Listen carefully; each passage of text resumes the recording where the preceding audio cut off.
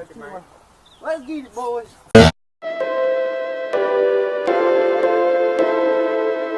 Mosey, you made this?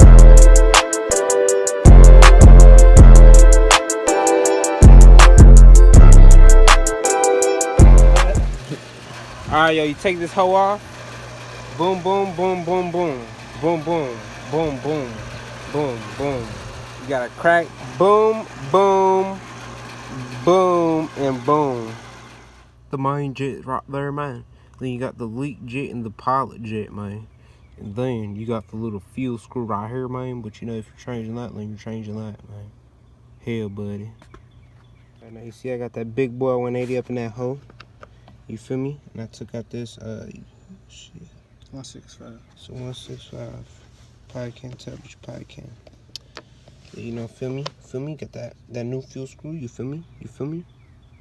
And then you feel me? You feel me? That old one, you feel me? You put that cap back up there real straight. Then you take those screws up over there, right? And you put those inside the little holy barbers, but you can't put in the fuel screw yet because the little knob. Screw.